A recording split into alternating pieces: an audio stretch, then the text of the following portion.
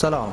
د دې ساعت پښتو خبري ټولګي ته ښه راغلاست. د ورېښمو لارې شرکت مسؤلینو د صنعت او سوداګرۍ له سرپرست وزیر نورالدین عزیزي سره په کتنه کې وویل دوی چمتو دي چې له اوبو او بادي سرچینو څخه د برېښنا د تولید او همدارنګه د مایع ګازو او تیلو د واردولو په برخه کې پانګونه وکړي. په دې کتنه کې ښاغلی عزیزي د دغه شرکت له مسؤلینو سره خپل هراړخیز ملاتړ او همکاري اعلان کړه.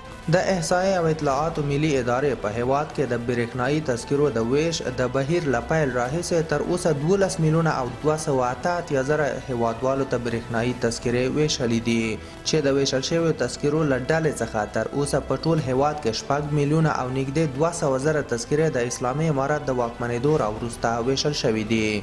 د هرات د زلزله ځپلو کمیسیون چارواکي وایي چې د هرات زلزله ځپلو ته د کورونو د جوړولو او ویشلو په موخه یې دا ځل د زندهجان ولسوالۍ د نایب رفیق کلي زلزله ځپلو ته د 2 جوماتونو ترڅنګ 50 نور کورونه هم جوړ کړي دي.